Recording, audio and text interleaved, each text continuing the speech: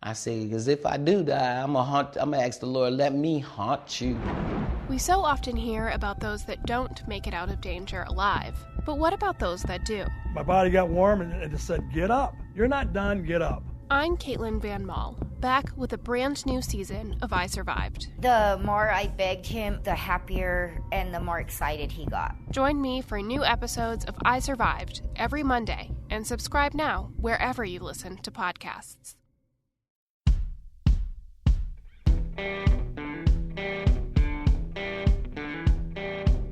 I'm Brett. And I'm Alice.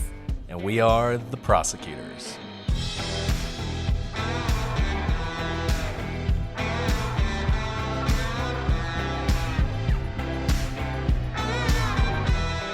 Today on The Prosecutors, we continue our look at the Murdaugh trial.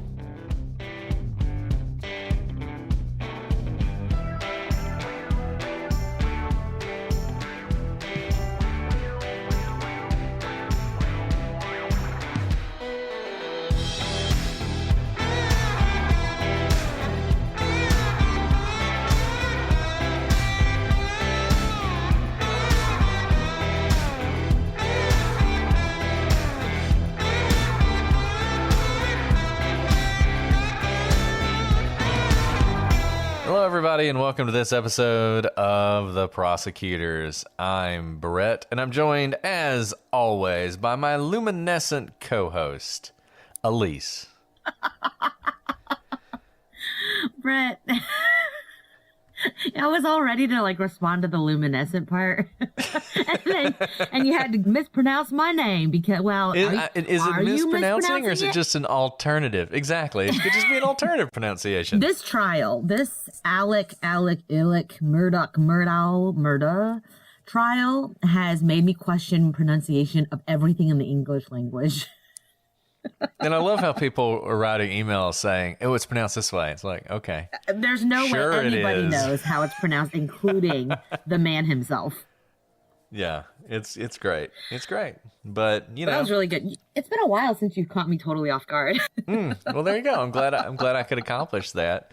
By the way, that descriptor was provided by Janie, who I guess believes you shine a light on all sorts of dark places. Oh, thank you, Janie. That was I was excited about the descriptor, and then you had to go and mispronounce my name. Well, or maybe it's just a better pronunciation. Okay. Alice. Well, it might be. So let's let folks in on this because we have been, let's be honest. I think if we took our time on this particular case, this could be a JonBenet length case. This could be a 9 or 10 episode case for sure. But we are racing against the clock because the prosecution rested just yesterday.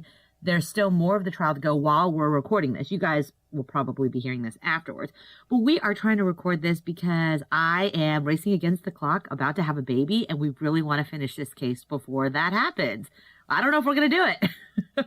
I really think we're probably going to have a baby in the middle of this case, but that's okay. That's okay, because we're going to get a little bit ahead. It's going to be fine. But look at how good we are. So you guys know, we're recording during nap time right now.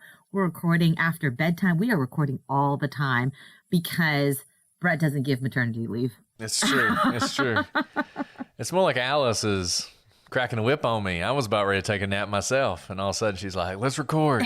So here we are. That's fair. You never know. These babies, they can come at any time. Yeah, for anyone who's hearing it for the first time, by the time you hear this, there will probably already be a baby here. But yes, There's going to be a new prosecutee. We'll update you when that happens. But in the meantime, we're working hard because what we really care about, I know you guys don't really care about a birth announcement. You care about Alec Murdaugh.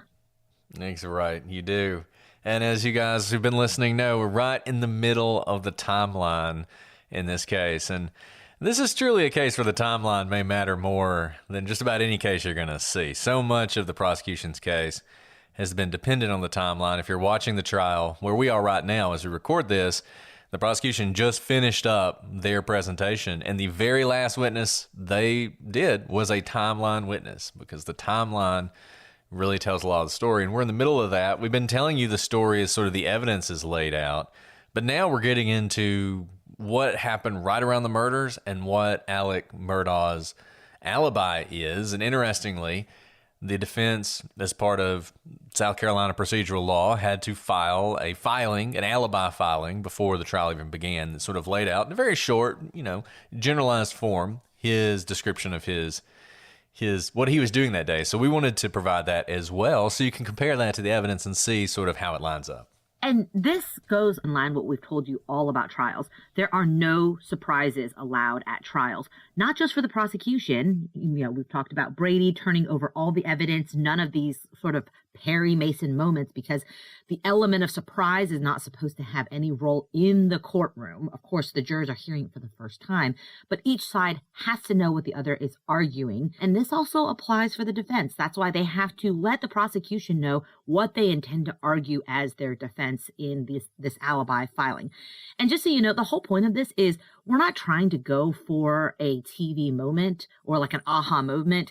That's actually the last thing you want in trial. What you want is for each side to know exactly what the play is going to be for the other side and thoroughly be able to research and cross-examine. That's kind of at the heart of the trial system, the cross-examination, to be able to test the other side's evidence. And so, it's almost contrary to this day and age of, the gotcha moment and the TikTok videos that in, 20 seconds, you're able to just shock the other side. That's not supposed to happen. So this is what the defense put in their alibi filing. So this is Alec's defense. He said a few minutes after 9 p.m., Murdaugh left to visit his mom in Alameda, and he did so because she's suffering from late-stage Alzheimer's.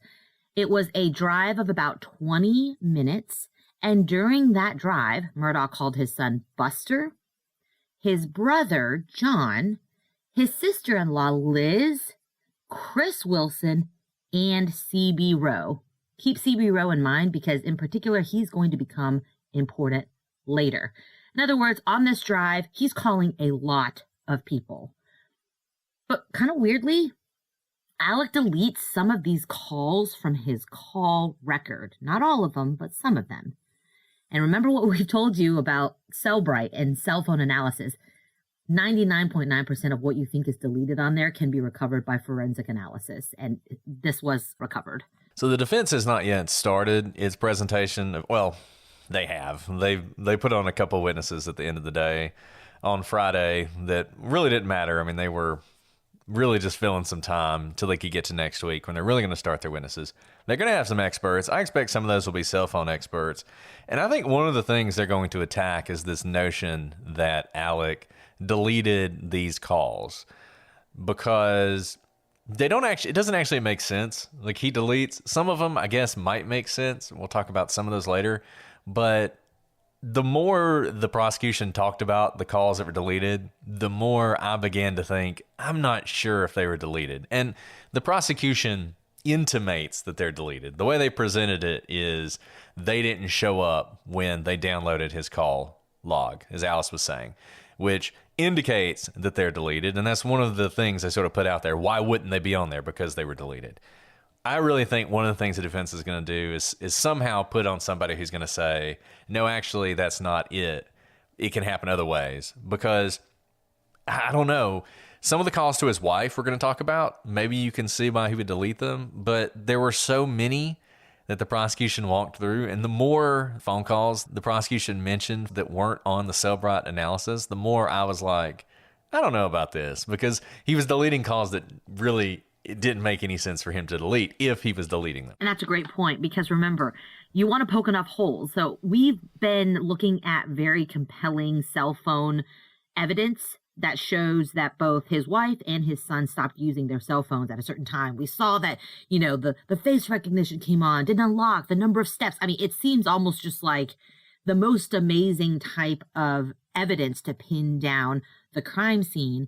But if the defense can poke holes into the reliability of these sort of cell phone forensic analyses, then you start questioning everything. Did the phone really get picked up? Did it really walk the many steps? Did it really go, dead at 8:40 something? Or did it just not capture the activity? So even though a lot of the forensic evidence probably is solid, you can see why the defense would want to bring up these types of experts. And we don't know yet. We'll be hearing this. You'll be hearing this after they've had some witnesses up. But I do think that could be very powerful evidence because so far the timeline based on the cell phones is pretty bad for Alec. Now, according to the prosecution, Alec is also booking it when he's going to see his mother. His speed to his mom hits 75 miles per hour, while his speed back is 80 miles per hour. And the speed limit here is only 55. It's late at night. Remember, it's after 9 p.m., so the road is dark. It's not like a big highway. It's kind of poorly paved with potholes. And it's filled with deer because they're kind of in the country. They're in the middle of nowhere. That's why he's out at his hunting lodge. You usually have a hunting lodge where there's not a lot of roads and buildings so that the animal can come out and feel free to come out for you to go hunt them. Now, this was much faster than when he drove home from work that day, when he averaged closer to the speed limit. At the same time, he is making all these calls and texts. Again, this is just looking at black box data. It's just trying to basically establish differences in patterns that could indicate some state of mind, right? Because you see how it would be less powerful if Alec is just a guy who drives 20 to 25 miles above the speed limit on the regular, whether it's during the day, at night, after he's committed a murder, or when he's coming home from work. If he's always a speedster, doesn't really matter that he's speeding. But what the prosecution's trying to convey here is, no, he drives pretty close to the speed limit, like a normal, speed limit regularly. He's speeding right now because he just killed his family. And there's a lot of adrenaline going on, and he's trying to establish an alibi, get to his mom so that he can say he's been there and pretend he's been there longer than he's actually been there, then speed back and call the police so he can, show that he just happened upon them, that sort of thing. Of course, we don't know what actually happened, but that's kind of what they're trying to get at. And the defense does a good job at sort of pulling at this. As Alice said, the reason this is significant is the comparison to other times.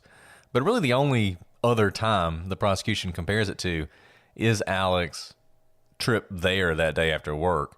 The defense points out they didn't look at, the last week of data to see how he drives. They didn't look at how he drives at night versus how he drives during the day. It was much more the police said things or the witness said things like, I wouldn't even drive this fast with lights and sirens. I wouldn't even drive this fast in an emergency vehicle. And I guess there's two things I'll say about that. Number one, I would remind everyone, circumstantial evidence like this, you don't think of it in isolation. In isolation, this may or may not mean anything to you. It may seem completely innocuous to you. It's really only important when you pair it with everything else. When you pair it with all the other evidence showing that Alec might have been involved in this murder, then maybe it becomes a little bit more significant that he's driving so fast. I think if you look at it in isolation, you're probably going to think of it like I do, which is doesn't seem that significant. As someone who lives or has lived in the middle of nowhere in small southern counties with old roads like this with a 55 mile per hour speed limit, that probably should be more like 45. But nevertheless, a road that you drive on at 80 miles per hour is just not weird at all. To me, I don't know. I didn't find this quite as convincing as maybe the prosecution thought it would be. We have a lot of deer too. And sometimes, you're booking it down the road at 80 miles an hour and you see a deer on the side and you're like, whew, glad he stayed over there. So I don't know. I do think, once again, if you just consider this data point with everything else, it's a little bit more convincing. Standing alone, the fact that Alec Murdaugh drives really fast at night doesn't really do a lot for me. But it is interesting that, and they do this with a few other things too. There are a few other data points they use to show comparisons between how he was acting before the murders and around the time of the murders versus, much earlier or much later. So one data point, don't, hang your hat on this, but maybe interesting. And just so you know, this is every decision you make within a trial. These minutia things the prosecution probably thought about for a really long time, whether to bring it, whether not to bring it. And it's to try to convey the entire story.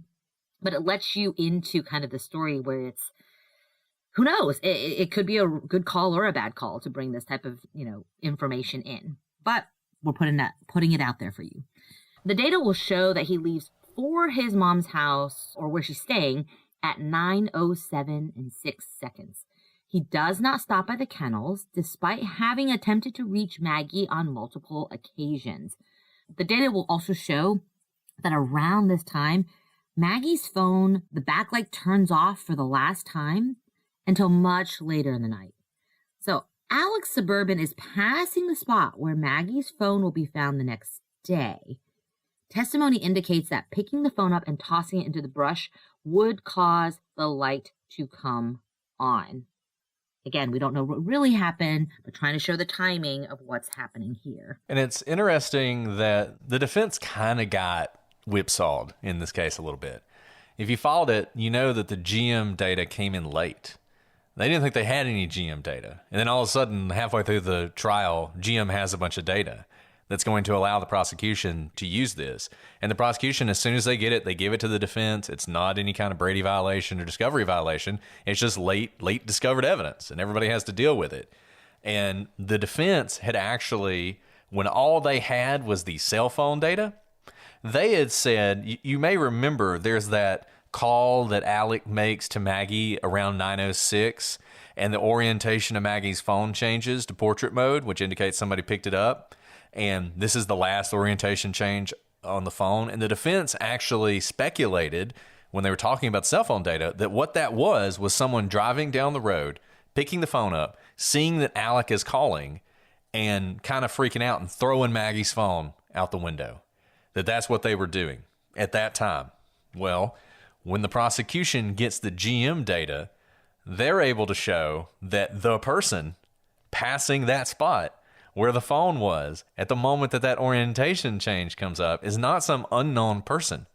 It's Alec. So if the defense's theory is correct, that that's the moment the phone got thrown out the window, it was Alec throwing it out the window. And that's just unfortunate for the defense that they kind of didn't realize they were walking into that because they didn't have that evidence. And this goes back to sort of what Alice was saying about the gotcha moments. You don't have them because ordinarily they would have had all that evidence and they would have known not to say something like that. But because of this sort of late arriving evidence, it ended up being a pretty effective thing for the prosecution. Whether the prosecution will be able to really bring that out in closing, I don't know. But it certainly was something that I think a lot of people noticed during this last witness. Absolutely. And no, that's not Brady because it's late discovered evidence. As long as you give over the evidence as soon as you have it, there's no violation. And the reason it's late, by the way, is you issue these subpoenas in advance of trial, and the custodians of these records, they're supposed to respond within a certain amount of time. There's a date on the subpoena. It's usually 30 days or the date of the first day of trial. But people are late all the time. This happens, unfortunately, not infrequently. So just so you know, this is not like some conspiracy. This just happens. Now, going back to the defense's alibi filing, they say that at 9:20 p.m., Murdaugh arrives and visits with his mom, who, because of her Alzheimer's, is really not, she's not able to confirm whether he's there or not. She's kind of just there. Now, he spends 25 minutes with her while she's watching a show. At 9:24, Alec calls the caretaker for his mom when he arrives at her home. His mom is asleep when he first arrives, and he sits on her bed with her. And one thing that I think is interesting is that the alibi filing is always sort of pushing the times a little bit. So the alibi filing has him arriving about 5 minutes earlier than he actually arrives, which we know from the cell phone and the GM stuff. And as you will see, has him leaving a little bit later than he actually leaves. And I mean, these are all estimates that they're making in the alibi filing. They're obviously not going to be completely accurate. So not saying you should make a big deal out of it, but it is interesting to me that their timeline is a little bit friendlier to Murdaugh than the actual timeline. Which makes sense, right? This is your best story of what happened. Now, at 9:34, Rogan Gibbons texts Maggie and says, "Tell Paul to call me." Of course, we know that by that time, there's no more action on Maggie's phone, and the phone indicates that she never reads that text message.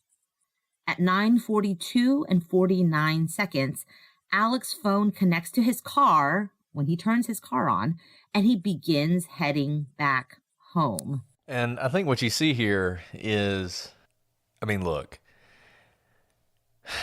it's hard to say what you make about this. Obviously, if you think Murdaugh's innocent, then you think this is just an innocent visit to see his mom. But there's a couple things that are pretty striking about this. Number one, it is late. She has late-stage Alzheimer's. She's already asleep when he gets there. he's booking it to get there. It takes about 20 minutes to get there. He only stays with her for about 18 minutes, and then he's back in the car heading back home. There's a lot of this that feels like creating an alibi. Maybe it's not, but just the circumstances of him going there, it certainly seems like it was a difficult thing, an inconvenient thing for him, and a disruptive thing for him to even go out there in the first place. But he doesn't. But then when he gets there, he only stays about 15 minutes, a little over 15 minutes, and then he's heading home. And it's worth noting, because let's say that it's a situation where he was supposed to make it out there. He fell asleep and it's late and he's like, I got to go see my mom, or she'll be upset. She has dementia. She doesn't remember that he's there. So it's really no difference to her whether he is coming that night or the next morning, especially if she's already asleep. So it cuts against, maybe someone who's waiting at the door saying, but my son said he'd come today. None of that has happened here. And the person he doesn't go see is his father. His father, who you may recall, went into the hospital that day, and there's been a lot of discussion between the family about going to see him because his days are numbered. And there's testimony, and we'll talk about this as we walk through this, that the reason Maggie came back from the beach was because they were going to go see his father. Obviously, they could have intended to do that the next day, but it is just a little strange that Alec picked this time. It is certainly a coincidence, I'll say that. Maybe it's not strange, but it's certainly a coincidence. And you guys know I don't buy a lot of behavior stuff. I think it's kind of interesting, backwards looking. It's kind of like Nostradamus. You can't ever predict anything from Nostradamus, but when people look back at things that happen, they're like, ha, he predicted that. It's like, okay, well, great. Not very helpful. That's the way I feel about behavior a lot of times. It's if he's guilty, then it's helpful, and if he's not, then it doesn't seem like it's that helpful. But one thing that always strikes me in cases like this is alibi creation and how consistent people are and how they create alibis. They go to places where they're going to be seen. They suddenly are a chatty Cathy. In the case of him, he's calling everybody in the world while he's driving. 80 miles an hour down the road, he's sending text messages. He's calling people on the phone. He's going to see his mom. He's seeing the caretaker. I mean, it feels a lot like alibi creation, which obviously, if he did it, is exactly what it is. And I don't know, like I said, this seems like the kind of thing that it is only helpful if you have a lot of other evidence to convince you that he did it. This is the kind of thing that helps you be sure in your decision you've already made. And that's an important part of circumstantial evidence. People attack circumstantial evidence. They attack forensic evidence a lot of times. And when they do it, they always attack it as if it's the only evidence. So they'll say things like, how can you convict somebody on this questionable forensic evidence? Well, you probably shouldn't. But if you have a whole bunch of other evidence, and then you have some fibers that happen to match, ordinarily fiber evidence, not that helpful, but when it's attached to all this other evidence, then it becomes kind of convincing. To me, this is similar. When you have all the other evidence of what Murdaugh may have done, this event is something that kind of pushes you to think, yeah, your interpretation of that other evidence as indicating he killed somebody is probably correct. So going back to the filing, the alibi filing, they say that he leaves at 9:45, which is consistent with what we said about them sort of pushing the stuff a little bit. He actually leaves around 9:43. 9:45 is only 2 minutes later, but when you add 2 minutes on the back end and you add a few minutes on the front end, all of a sudden you're there more like half an hour instead of 18 minutes or however long he was actually there. In any event, he leaves to return to Moselle, and once again, he is firing up the phone lines. He is calling a bunch of people. He speaks again to Chris Wilson, who is a friend of his and a lawyer.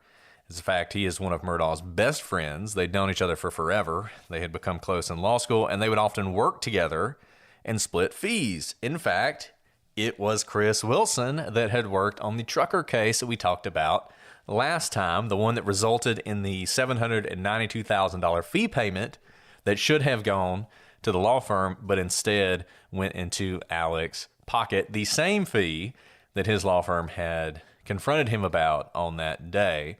And Chris Wilson testifies that fee was not discussed during these conversations. At 9:45 and 32 seconds, Alec calls Maggie. According to the prosecution, this is one of those calls that is not on his call list when they download his phone, indicating to them at least that he will later delete the record of this call. The thing that is strange about this to me, and some of the other ones we're going to talk about, Alec is driving back to the farm.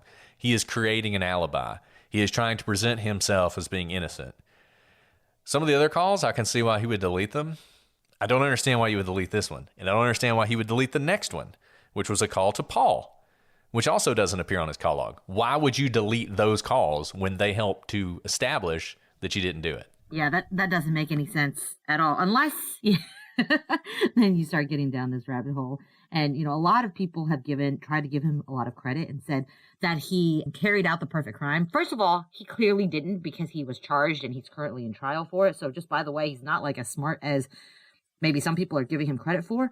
But if he is trying to think like chess game and trying to think many steps ahead, you can imagine how if he makes these calls and deletes them, he's thinking later on, why would you delete this? And if they have cell phone records that place me somewhere, I can point to the faultiness of the records.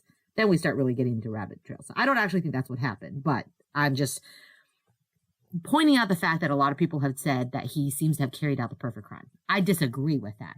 But if he were to have deleted these records, it may have been like trying to do chess thinking. Well, look, he certainly did things that if he's guilty were very helpful for him. He did things like go back to the farm and get a shotgun, which he would have known would put gunshot residue on him. He did things like he did that after going to supposedly check on Maggie and Paul when he found them, which would have put their blood and their DNA on him, which him getting back into his car and driving up to the farmhouse would also have put that in the car, which means any sort of forensic evidence you find in the car, you find on him, is much less valuable. And I do think he probably was thinking about that kind of stuff when he did those things. So does it seem a little crazy that he would think that far ahead? Yes, but he clearly thought about some other stuff, and he was an assistant solicitor. He had been around criminal cases. He knew the kind of evidence the police would use, and he would have known that cell phones are always important. So who knows? Maybe he is that smart that he would delete these calls to undermine the rest of the forensic evidence. And I guess we'll just see what the defense does. If they really hit on this, then maybe he did do that. And he told them, well, you should really hit on this because why would I do that? And we'll see what they say about it. It's kind of like they made a big deal. And in fact, one of the defense attorneys, the main defense attorney, not Pootie Poot, but the guy who's really the defense attorney, the one who cross-examines most of the people, the one who appeared in the HBO documentary, whose name escapes me right this second, but y'all, if you follow the case, you know what I'm talking about. He actually just published an op-ed in the Washington Post. I don't know if you saw this, Alice. Who the heck saying has time? That, Gosh.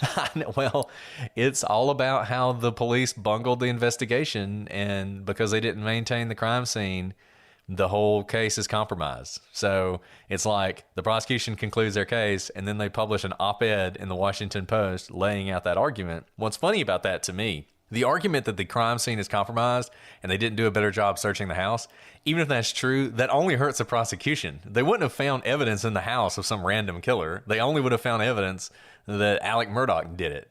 And so it's funny to me that they're using that. Well, they didn't investigate enough to attack him, when if they'd investigated more, the only person they would have discovered evidence of would have been Alec. So I don't know, they're sort of pulling out the stops. We'll just have to see what they say about these cell phones. So at 9:47:23, Alec texts Maggie, "Call me, babe," which once again is inconsistent with him deleting the phone call he'd made only 2 minutes before, because that would have been perfectly consistent with him trying to get in touch with her. So I don't know what's going on there. At 9:52:15, Alec texts Chris Wilson, who he's called a couple times, asking him to call him. He is driving about 80 miles per hour when he sends this text. So not only is he driving really fast on a curvy, bad road with deer jumping over his car every other turn, but he's texting while he's doing it. So whatever. At 9:56:57 to 10:06:57, Alec registers 231 steps. Obviously, not all of these steps are happening at all the times during that period, as he is also driving during that period. And we mentioned this when we talked about some of the steps in the last episode and how the defense had tried to make hay out of the fact that Alec was recording steps while the other phone was not. And we had said that is a period where it's recording steps. You're not walking during that entire period. And in fact, there was testimony on Friday to exactly that point, that is just the phone record steps over a period. It's impossible to say during that period when exactly you were walking and when you weren't.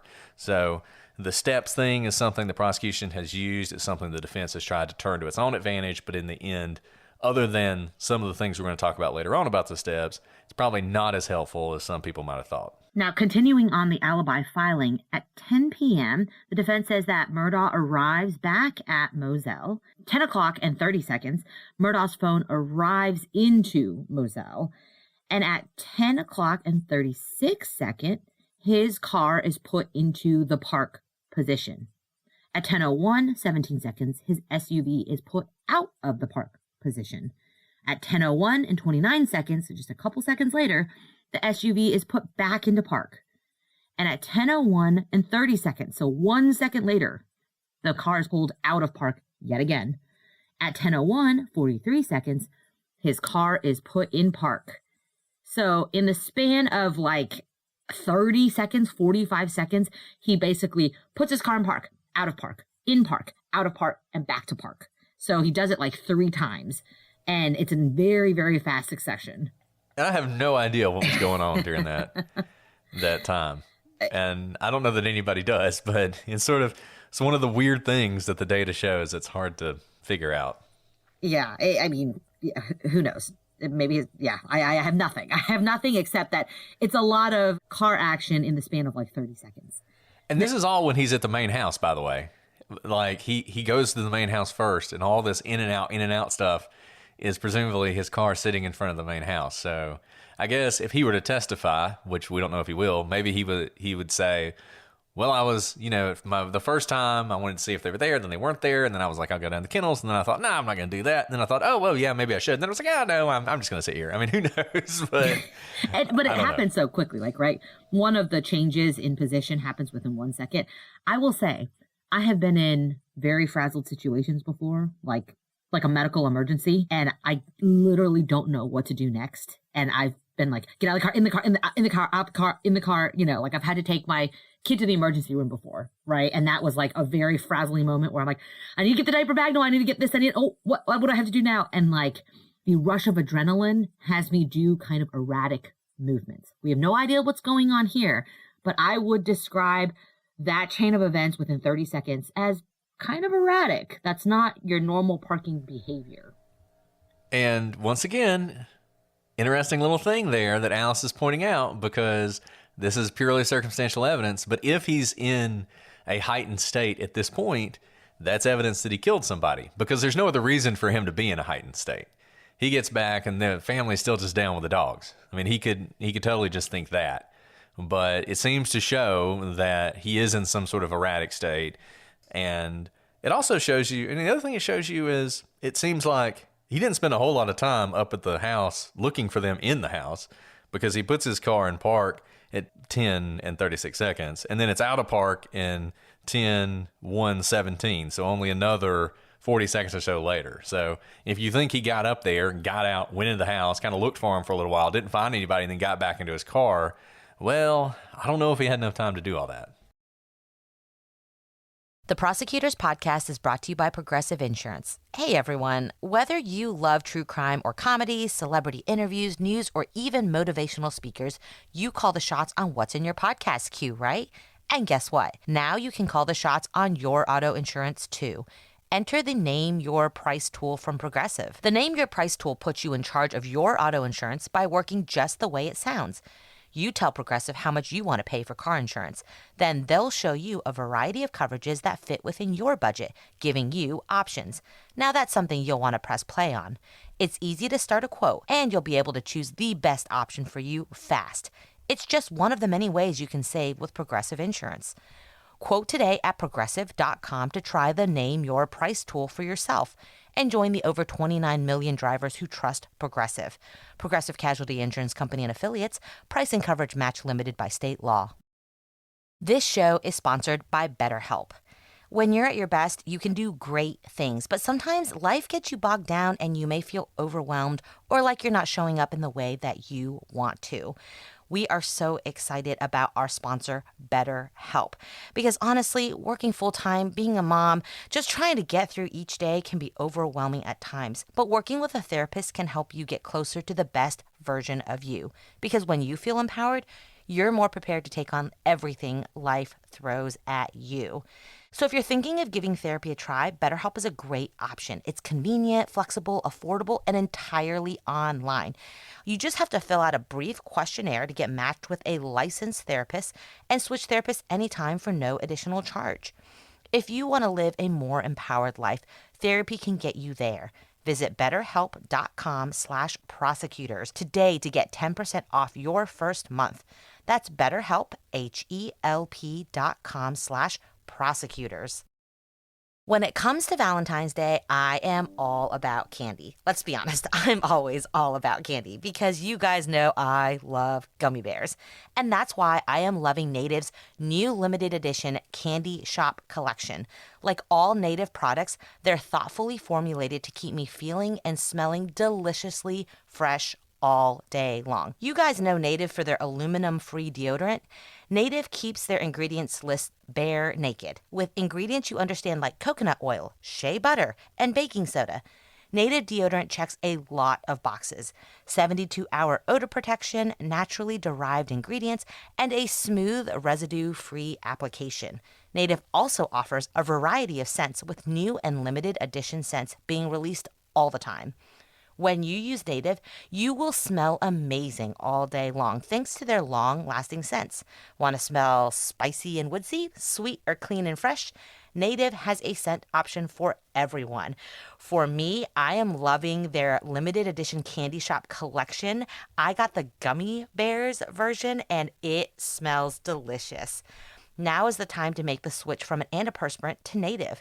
When you visit their site, you can discover all their fresh scents and maybe even try out one of their body washes while you're at it. Right now, go to nativedeo.com/prosecutors or use promo code prosecutors at checkout to get a sweet 20% off your first order.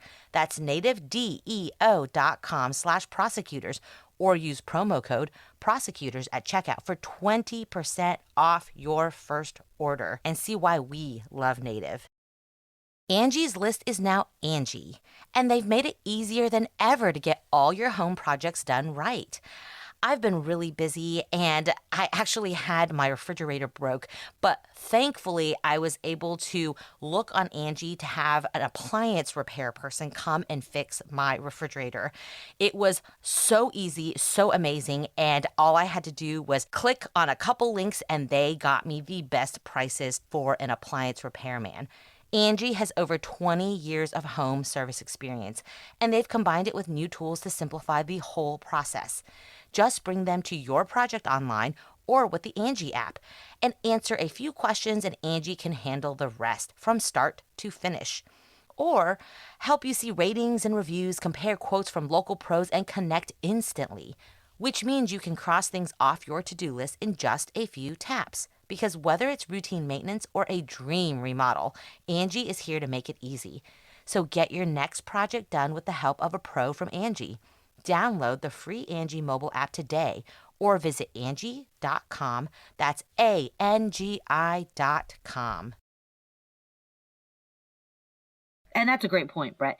Whatever the reasons for movements are, it seems based on the timeline very unlikely that he fully got out of the car. The matter of seconds in between doesn't really leave you a lot of time to get out of the car, walk up the steps, by the way, that, a housekeeper died on, and go into the house, call around for your family members, walk back down the stairs, get into the car, change it out of park. So that's a really good point there. Now, 10:03 and 58 seconds. There's a missed call from Alec to Maggie, yet again. At 10:04 and 49 seconds, the SUV is pulled out of park and the car leaves the main house where it's been this whole time. Continuing on their alibi, the defense says at 10:05 p.m., Murdaugh discovers Maggie and Paul's bodies because he leaves the main house, drives down to the kennel, and that's when he discovers their bodies. At 10:05 and 57 seconds, his SUV is put in park, and that's when it arrives at the kennels, and that's where the defense comes up with the 10:05 timeline.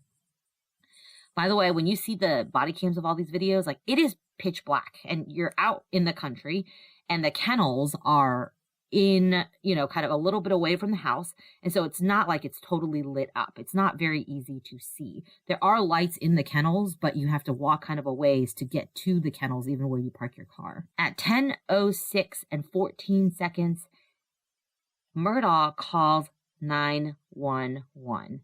This is about 20 seconds after Alec puts the car in park at the kennels. So the reason I kind of laid out what the kennels look like for you is because if you believe the defense's alibi, in 20 seconds, he would have needed to drive up to the kennels, put his car in park, gotten out of the car, find the bodies, which are in two different locations, not too far from each other, but they are in different locations.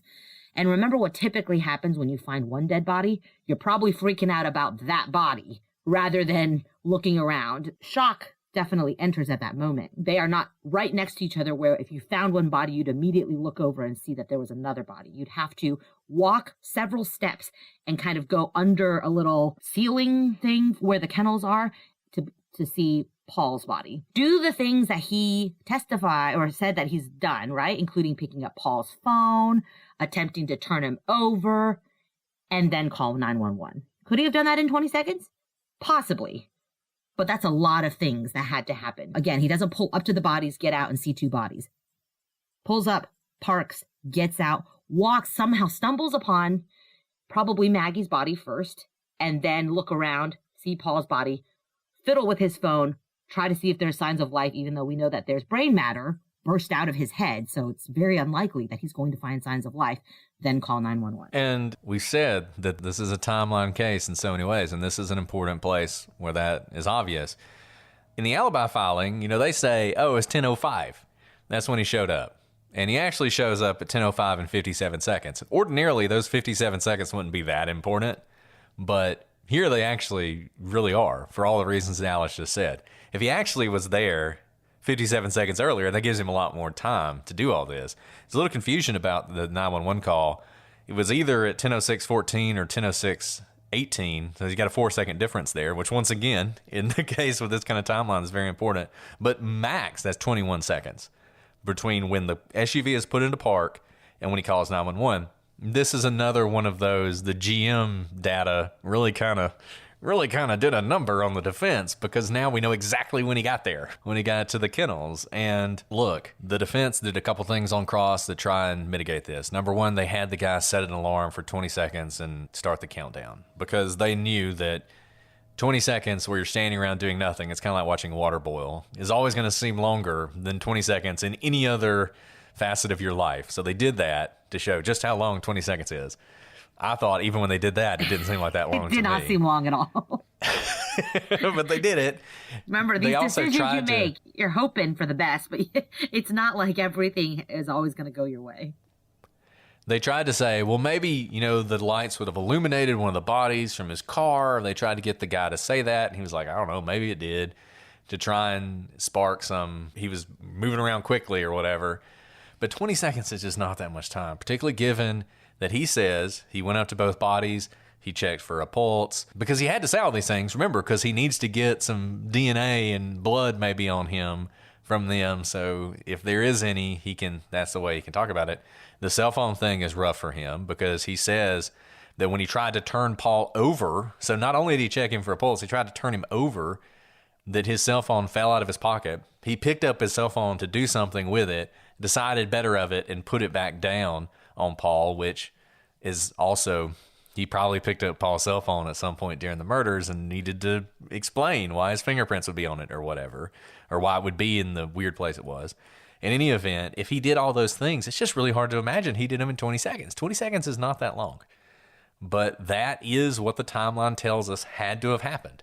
He had to have done all that in at most 21 seconds. And just look, getting back to getting your phone out and dialing 911, just doing that is going to take 4 seconds, 5 seconds, just to pull up your phone, get to the dialing pad, type in 911 and hit send. It's going to take a few seconds. So this was rough. As rough as a lot of the timeline has been for him managing to do all the things that he himself said he did, in 20 seconds is even worse for him. So he's down there for 5 minutes or so on the phone with 911. At some point, he tells 911 he's going to get himself a shotgun because obviously there's been this horrible murder and he needs protection. At 10:11 and 54 seconds, his SUV is out of park and leaving the kennels. He gets up to the main house. He goes in and grabs a shotgun. He then gets back into his SUV at 10:13 and 54 seconds and is heading back to the kennels. Important point here, and we said a little bit about this before, getting into the SUV and driving back up to the house means, because he's interacted with the bodies, he now can explain any physical evidence in his vehicle. It is from when he interacted with the bodies. He goes up, he gets a shotgun. He knows there's going to be gunshot residue on that shotgun. It's now on him, and now it's also going to be on the SUV, that's one of the pieces of evidence the prosecution put in, was there's gunshot residue on the steering wheel of the Suburban. And the defense can very easily say, of course there was, because he went and got a shotgun. If he's guilty, these are really smart things he did that would have been, if he hadn't done this, if he got out of the SUV and stood around waiting for the police to show up, and the police show up and he never got back in that vehicle and they found Maggie and Paul's blood and gunshot residue in that vehicle, that would have been slam dunk. He's done. But because he did these things, you can't say that those are definitive pieces of evidence, which I think is... Well, I mean, Alice has said he's not a master criminal, but that was pretty smart. And Alice's theory about him deleting the phone calls after he did that kind of stuff, maybe that is what he was doing. There's definitely something going on, right? Like we've said, the state of frenzy is at least in the records. You can sit there and poke at your park and drive buttons on your car and not be frenetic. That's very possible. But even if you planned a murder and you knew it was going to happen, whether it was planned or not, there is a lot of cortisol running through your body. And so even the most calm of criminals are probably going to be in a heightened state. And I say all this because it's probably didn't come out of nowhere.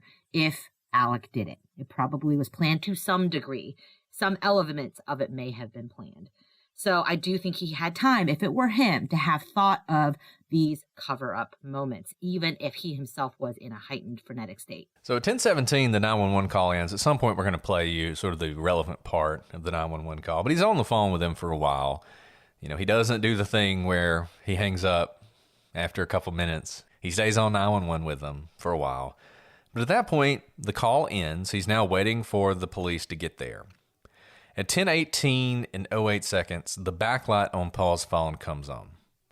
Not entirely sure why that happened. One thing that's interesting about Paul's phone is an hour before this, when he's taking that video of the dog, his phone is at 2% battery.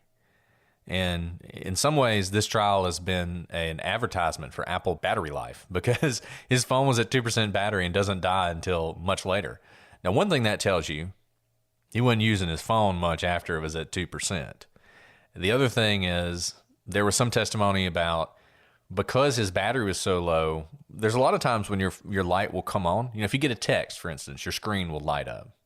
But a lot of times when you get below a certain battery level, that stops, and you stop seeing that. And it only comes on when there's actually some sort of physical interaction with the phone. So this is interesting that his backlight all of a sudden is coming on at this point. But we don't know exactly why, and nothing much happens. But the things we're talking about here actually are important. This is not just whatever. At 10:19:32, Alec calls Randy Murdaugh, who is his brother. At 10:19:44, he calls his other brother, John Marvin. This was another thing that was prosecution tried to make some hay of, him calling these two people immediately after talking 911. Didn't really impact me much at all. Totally could imagine an innocent Alec Murdaugh. The thing he's going to do, maybe even before he calls 911, but certainly after he calls, is call his brothers. That just didn't surprise me at all, so I didn't really think much of that. But the next part was interesting. So he calls his brothers, they don't answer. At 10:20 and 8 seconds, Paul's phone display comes on again, but this time it engages the screen auto lock. And there was testimony that the reason it would do this is much like what we talked about earlier, that this is sort of a facial recognition thing. It's not seeing Paul's face, and so it remains locked. Now, what is interesting about this is even though it's in a locked state, you would see, and I don't have an Apple, so I can't confirm or deny this, but you would see the last message on the phone, the sort of indication of a message received. And the last message Paul had received that night was from Rogan Gibson. It was Yo, I think. You remember, Rogan Gibson is the guy he was talking to the entire time about the dog, sending videos, trying to do FaceTime, texting back and forth, and then all of a sudden it stops. And Rogan, who still wants to know about his dog, is texting him about his dog. He's calling him multiple times. He's texting Maggie to try and get her to tell Paul, like, WTF, man, why all of a sudden did you stop talking to me? And he also has texted him Yo, once again, trying to reestablish connection with him. Well, that's at 10:20 and 8 seconds. Between 10:21 and 10:30, Rogan Gibson has 4 missed calls from Alec Murdaugh.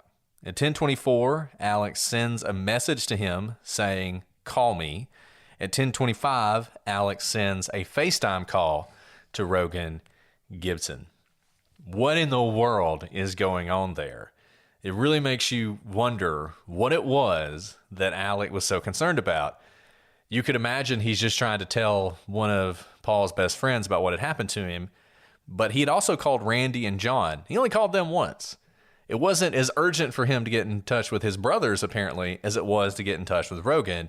And all of this happens after Paul's cell phone comes back on and after that message would have been visible. But all this stops. 10:25 is the last time, or that's the FaceTime call. Then you have the first responders arriving at around the exact same time. And you know, Brett, I was breathing because I was like, man, I hope I never have to be in the situation where I find my family members dead in front of me. But like, I'm not sure I'm calling a kid. Like, I probably don't have my wits about me to do much but call 911, if that. But like, to call him by FaceTime right when, like, why Rogan of all people, right? Rogan is clearly trying to get in contact with Paul, but the number of calls that Alec is giving to his dead son's friend, not his son's girlfriend or fiance or some, someone that close. I mean, this is just a friend. I couldn't care less about the dog's tail at this time. I just found my family members with their brains blown out. I have other things on my mind. And spend so much of your kind of mental energy in this emotional state on contacting him. It reads strange. We don't know what's in his mind, but it is certainly a strange behavior. And I think one possibility, and really the one that makes the most sense to me, Alec probably doesn't know about the video. He probably doesn't know about the video. The prosecution has sort of hinted at maybe he was trying to get into Paul's phone to delete the video. Maybe. That's a theory, but I don't think he knew about the video. But I think he did know, or he realized maybe at this point, maybe he had some vague notion of it, but realized at this point that Paul had been on the phone with Rogan down there at the kennels with the dog. And he might have thought to himself when he saw this text, what if Rogan heard me in the background? Because remember, he has to give them a story. And very soon, he's going to have to give a story. It's coming. The moment where he's going to have to tell them exactly what he did that night is coming. The story he wants to tell is, I was asleep on the couch. I got up. I couldn't get in touch with him, but no big deal. I drove out to see my mom. I came back and massacre. That's the story he wants to tell. And remember, Brett, what happened after Paul's devastating boat crash where likely one of his friends was dead? They were running around the hospital, not checking on even the state of health for Paul. They were trying to get their alibi straight. I think that's what he's trying to do here. I think he wants to talk to him, Rogan, who's asleep. He's like me. He likes to go to bed around 10. He wants to talk to him and feel him out and figure out what Rogan knows. And if he had talked to Rogan that night and Rogan had said, oh yeah, y'all were all down at the kennel, I can't believe something like this happened, his story would have been different. He would have then adjusted. I don't know how he would have done it. He would have had to do it on the fly, but he would have adjusted his alibi story to put himself at the kennels, but then leave much earlier than, well, as early as he could, right? But he certainly wouldn't tell the story about being asleep on the couch. And so that's what I think this is about. I don't think it was he wanted to get in the phone to delete the video, because I don't think he knew about the video. But I think he did know that it was possible that Rogan knew he was down at the kennels because Paul had been talking to him at the time. So I think that is what he was trying to do. And, he just never could get in touch with Rogan because Rogan had already gone to bed. And so he had to stick with his original story and just sort of hope that it would be fine. And it would have been fine if it weren't for the video, because I don't think Rogan had any idea that he was down there were it not for the video. But, of course, we know the video exists now, and we know it's completely inconsistent with the story he's going to tell the police. First responders show up at 10:25.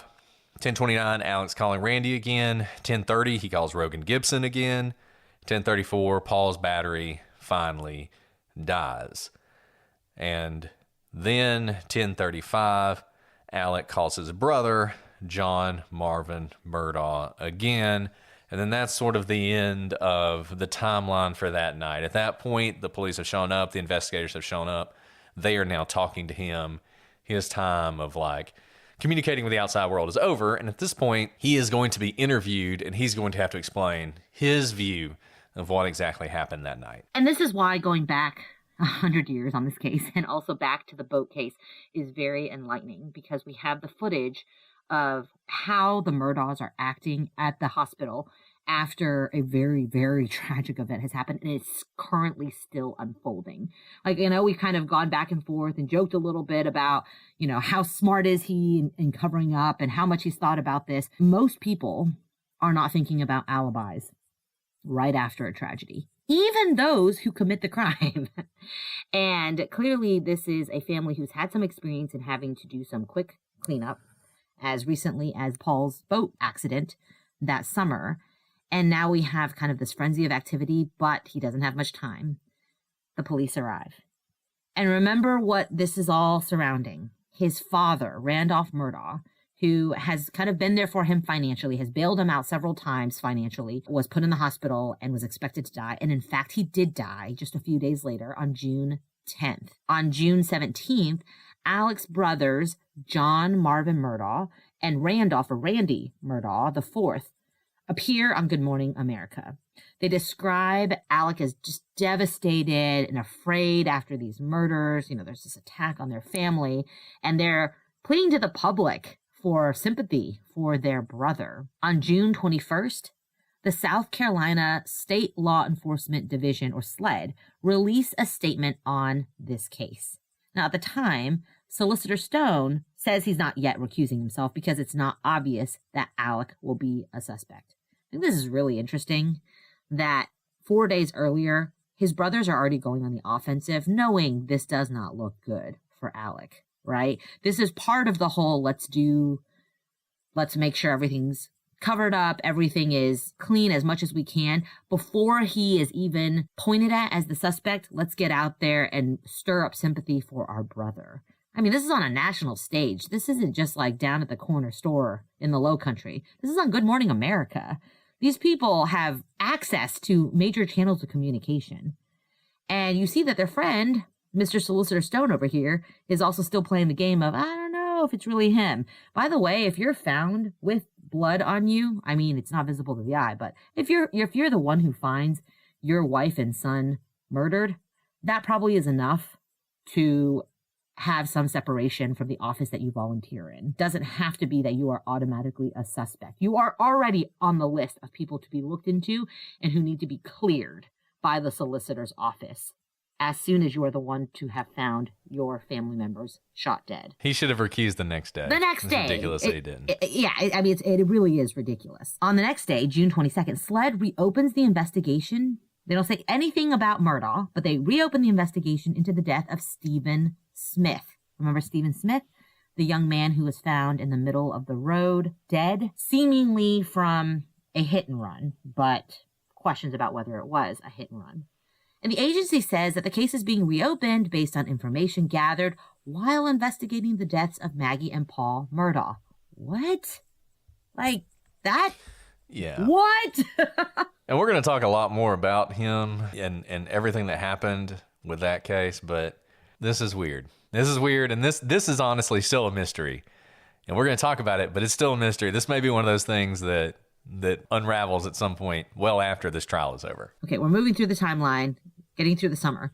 On June 25th, Alec announces a $100,000 reward for information on the murders. So he's putting up money himself, which is a great move if you're trying to say, I'm not the one who murdered them. On August 11th, due to the developments in the SLED investigation, the local solicitor, Duffy Stone, finally recuses. What is that, Brett? more than 2 months after the murders, which is a very long time. And the reason you recuse right away is that you don't want any sort of impartiality to even influence who you think is the suspect. And he's clearly on the list of people to be cleared. And if you talk to people in South Carolina about this case, even non-conspiratorial people, they will tell you that there are a lot of folks who think that in that time when Stone was still involved, that there was evidence that was disposed of that would have been even more damning for Murdaugh. Obviously, that is probably a conspiracy theory, but that's what happens when you should recuse and you don't recuse, is people are going to assume that you're sticking around for a reason, and it's to help your friend. We'll never know whether that's true or not, but it was, number one, not a good look for him to do it. And this is not a political show. We're not going to get political here, but the good people of South Carolina who decide who to elect for their solicitors might consider this when the next ballot comes around. I'll just say that. So that's August 11. September 2nd, things go wonky for Murdaugh again. You may recall, coincidentally, of course, on the day that his wife and son were murdered, he had been confronted by his law firm about $792,000 that should have been in the accounts that weren't. Obviously, once this happens, there was a great moment during the trial where the prosecution is talking to one of his paralegals, a paralegal who realized this was happening and turned it into the firm, even though she was afraid she might get fired for doing it. They might just try and cover it up. They didn't do that, but that was her concern when she turned it over. And the prosecution asks, after you heard about the murders, what did you do about the $792,000? And she said, what $792,000? And her point being, it didn't matter at all. After that happened, we completely stopped thinking about that. Everybody sort of rallies around Alec, and that remains until September 2nd. On September 2nd, another paralegal, actually it might have been the same paralegal, they're trying to help out Alec. He's obviously not coming into the office as much. They're trying to deal with some of his files and some of his cases. She is going through his desk looking for a file. She picks up a file and out slips a check. That check turns out to be a canceled check made out to Murdaugh personally instead of the firm, which, as we've said, big no-no. That's not what you're supposed to do. The firm, who had held off looking into Murdaugh due to the ongoing murder investigation, now they renew their efforts to figure out what is going on and just how big is this. And what they find is they find a bunch of old settlements that Murdaugh had been involved in and numerous checks made payable to Forge. Now, Forge is an entity they would recognize because there is an entity called Forge Consulting LLC. And Forge Consulting LLC is an entity that collects big settlements that people have in the kind of cases this law firm deals with, and they help structure those settlements for the people who are involved, who, number one, have probably never had that much money before, don't really know what they're doing with it, are in situations where they need sort of long-term financial security, and that's what they do. They make a lot of money doing it, and they're a very powerful entity. Well, Murdaugh, clever fella that he is, creates at the Bank of America a Forge account, not Forge Consulting LLC, but Forge. And it's really Alec Murdaugh doing business as Forge. And the thinking is when people see Forge on the check, they'll just assume it's going to Forge Consulting, which is normal, not to the fake Forge, which is actually Alec Murdaugh. And it doesn't take long for the law firm to figure out what is happening here. They figure out that Forge Consulting doesn't even have an account at Bank of America. They figure out that Forge is really Alec Murdaugh doing business as Forge, and now they know all of this money, millions of dollars. At that point, they don't know how much, but they know it's going to be a lot, has been funneled to Alec. The first thing they do is they go to his brother, who is also a partner at the firm, and say, look, this is what he did, which is breaks his brother's heart, obviously. And they all decide, well, number one, he's got to go, and we've got a lot of work to do. The amount of money that this law firm has ended up having to pay out to people that the partners have had to cough up to make good for all the money that Alex stole, it's approaching $10 million, maybe more than that amount of money. The law firm, which, as we said before, had been Peters, Murdaugh, Parker, Ellsroth, and Dietrich, PMPED. They dropped Murdaugh from the name of the firm. They renamed the firm altogether, and his brother actually has to leave the firm and form his own litigation group. So this is like a big deal. It's a huge deal. And it's exactly what you have to imagine Alec knew would happen on June 7th, when that first domino fell, he knew if the dominoes keep falling, if I don't stop it, this is what's going to happen. The collapse of everything my family's worked on, the destruction of not only my name and not only all my money and my legal career and everything else, but really the entire legacy of the family and the family name. And that's exactly what happens. And this is the only choice, right? This is literally the only choice, because as a law firm, it's surprising that you can even survive something like your named partner pulling off a fraud like this. It's no surprise that they had to do this, and they should. I mean, ethically, they had to do this. But Murdaugh, like you said, knew exactly what was going to happen, and this just fell a little bit later. I know there's a lot of critique of people who say, oh, he just, it's not convincing to say that he murdered his own family just to buy some time. I don't necessarily think that's the case. This was always going to happen, because once the chips started to fall, the house was crumbling around him. It was just a matter of time. And maybe the murders delayed this a little bit, but it was always going to happen. And he would have known that nothing would have completely stopped this from happening. Once they found that one string they kept pulling, they would see all of the financial fraud that was happening. And that's exactly what happened. So yeah, everything's falling apart for Alec. He now, quote unquote, resigns from his firm, though we all know he was fired. This is the day after this check is discovered on September 3rd. A month later, the law firm will end up suing him. Talk about turning the tables. And you can imagine, this is a small firm. It was a family. They described it as a brotherhood. This had to be, I mean, whatever you think of these people, there's no indication that everybody else in the law firm was corrupt or doing anything wrong. It's hard to even imagine the shock that must have just rippled through this group of people. Because remember, when the murders first happened, a lot of them were afraid because they didn't know. Maybe it was about the boat case, or maybe it was an angry litigant. Maybe it was somebody they sued. Maybe it was somebody that was going to come after them too. And now they're starting to see that Alec Murdaugh had really sort of sold a lot of their futures too. I mean, they are probably will be working for a while to pay back everything that he stole. On September 4th, so the next day, so he resigned September 4th. That morning, Chris Wilson, who is one of the people Alec called the night of the murders, and Alec meet. Remember, they are best buds, best friends. And Alec admits that he stole the money from the $792,000 in fees that were supposed to be split over that trucker lawsuit.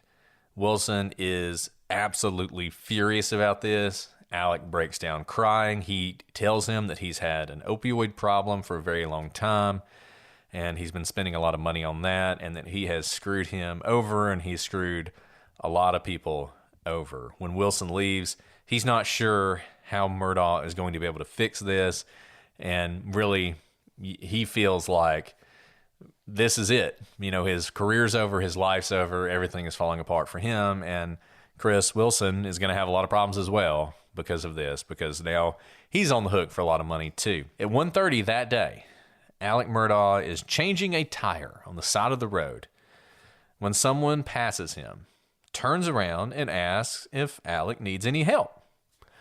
Murdaugh had one of those fancy cars with the tires that you can drive on forever, even if you have a flat. But apparently, for some reason, he decided he was going to change his tire. He says, "No, I'm good. I don't need any help." At this point, the person who had stopped to help him pulls out a gun and shoots him in the head. Murdaugh will call 911. He will be airlifted to Savannah. There's what is described as an entry and exit wound on his head, though in fact it's more like sort of a trench, almost like a valley. It's as if whoever shot him, the bullet just sort of grazed his head. Now, it did do sort of enough damage to cause a skull fracture, though it seems like the skull fracture is very minor, and there is some bleeding on the brain. Harpootlian talks about this all the time as if he was, struggling on the verge of death, but it seems like this was about as minor a gunshot wound to the head as you could possibly have. You could not be more fortunate if you were shot in the head than Alec Murdaugh was. Assuming that, being shot in the head doesn't automatically mean that you're not fortunate, but he was. So he's pretty much good. He's fine. He's able to talk to the police, and he describes the shooter as a white fella, much younger than him, with really short hair. Wow. This is just a crazy turn of events, right?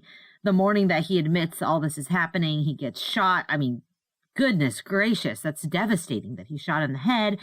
And just about a week later, on September 12th, the police arrest the shooter. And he was a white fella, but he was not younger than Murdaugh, not even close. He was clearly rough looking and older than Murdaugh, and he didn't have short hair. And very interestingly, he was not a stranger to Murdaugh. He was, in fact, someone who Alec knew quite well. It was Curtis Edward Smith who had done the shooting, and he'd done it at Murdaugh's request. Murdaugh had represented Smith before, and more importantly, Smith provided Alec with the OxyContin he'd become addicted to. Murdaugh admitted that he'd asked Smith to shoot him so that he could secure $10 million in insurance money for his son Buster. And that's because there's usually a suicide carve-out in insurance. Like if you kill yourself, you usually don't get the insurance payout to prevent a sort of perverse incentive to kill yourself in order to provide for your family. Now, if Smith was supposed to kill Alec, he did a terrible job of it. Murdaugh went to a drug rehab soon after this event, and then, as we know, Alec will be arrested on many, many, many financial charges, and also for the murder of his family. And that sort of gets us to where we are now with this trial. This insurance thing is kind of interesting. There's two things about it. Number one, as Alice said, ordinarily, if you have life insurance, you can't kill yourself and recover it for obvious reasons. But most life insurance policies also have a timing trigger. So basically, if you've had it long enough, then they're not going to look into how you died. They'll just pay it. And Alec, I guess to his shock, had that. So he actually could have committed suicide and the money would have still been paid out. The other thing, some people have questioned whether this insurance policy even exists or not. And maybe it doesn't, though I would think if it did not, that would have come out by now. The reason they do this is because there was a witness, the person who represented the Beach family in the boat crash lawsuit, Mark Tinsley, I believe is his name. And at some point he says that Alec didn't have life insurance. And the point that he's pointing out there is his assets. Life insurance was not one of them. There are two different kinds of life insurance. One is an investment and one is literally just insurance on your life. So if you have whole life insurance, little insurance lesson for those of you out there, if you have whole life insurance, that's an investment. You're paying into it. You can actually cash it out. And when you cash it out, you'll get money back. It's very expensive. Most people will tell you that it's a terrible investment and there's a lot better things you can do with your money. Instead, you should get term life insurance. Term life insurance is not an investment. It lasts for a certain amount of time. You pay your premiums, and if you die during that period of time, your family gets money, but it's not an investment. It's not something that if I sue you, it's not an asset that you could use to satisfy that lawsuit in the way that whole life insurance is. So I think when Mark Tinsley says that, that's what he means. He did not have whole life insurance that would be an asset that he could attack as part of the lawsuit. Well, that is the timeline. We will talk. And we'll be coming back to this timeline a lot because, as we said, the timeline is really important. We're going to go back to specific parts of it and really hammer those parts. But for now, that's the end of the timeline. Next week, we're going to sort of back up. We're going to talk about the boat crash and the things that happened around that. We're going to talk about Stephen Smith some more and that mystery and everything that was going on there. We're going to talk about Gloria Satterfield, who was the Murdaugh's housekeeper. We're going to talk about what was going on there. And so with that background of some of the strange things that happened, then we'll move into the trial itself and really start to drill down into the trial, what we learned from the trial, and whether or not the prosecution has put on enough evidence to convict Alec Murdaugh or not. Really going to be interested to see when you guys hear this. Will the defense have finished? Will the jury have returned a verdict? Will we get a verdict? We could always have a hung jury. Do this again. But that's why we were really enjoying doing this case and doing it sort of simulcasting with the trial. You guys have thoughts. You've been sharing them. We want to hear more of them. If you're not on the gallery, which is our Facebook page, go find it. Check it out. If you need the link, let me know. I'll be happy to provide it to you. Lots of great discussion on there. Great people on there. They really dig down into these issues. And if you enjoy talking about true crime, it is a great place to talk about it.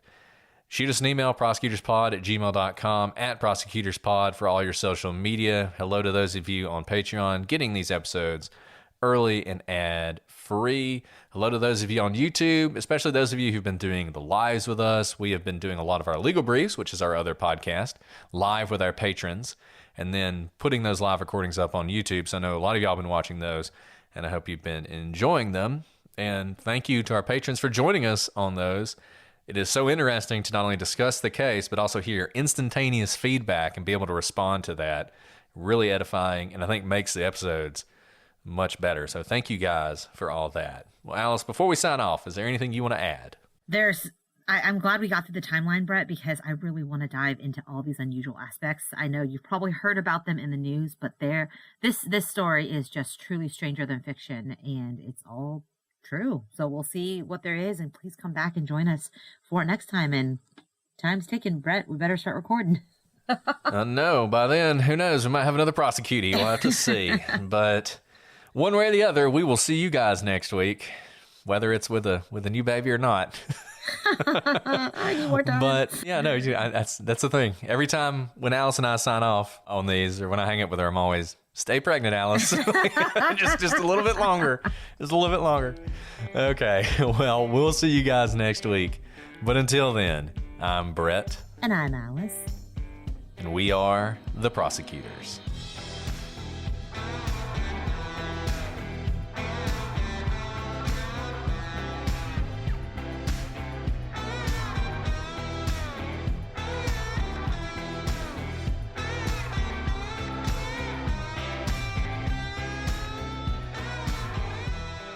Is that? I just thought it was interesting. Is that a court filing that they did? Yeah. So, You have alibi filings? Or is that just part of their trial in South Carolina. No, it's a separate filing. I mean, it was a couple pages. It's literally called an alibi filing? Yeah. I mean, an alibi is an affirmative defense, so I assume they have to, lay out for the prosecution what the alibi is.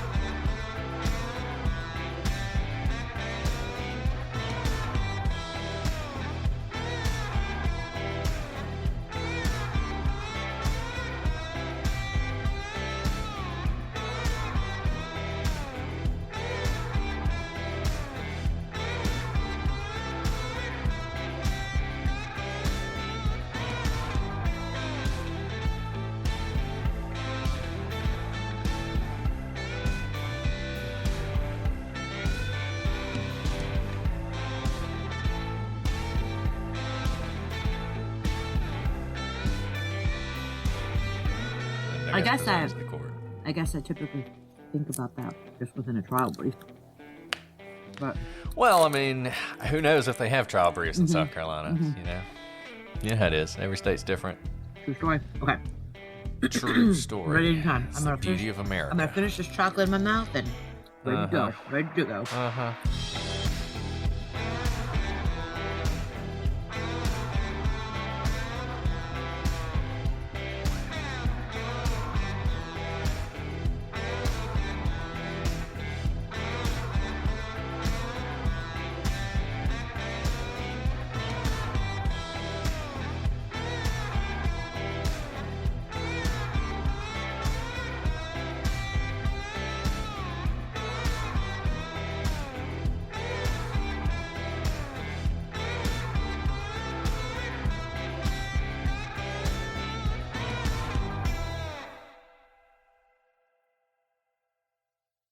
All month long on PlutoTV, stream the biggest Tyler Perry movies free. Watch your favorites like Medea's Witness Protection and Medea's Big Happy Family. Join Tyler Perry as he goes on a couples retreat with Sharon Leal in Why Did I Get Married? Or Idris Elba and Gabrielle Union in the Tyler Perry directed film Daddy's Little Girls. Plus, PlutoTV has hundreds of channels with thousands more movies and TV shows available on live and on demand. Download the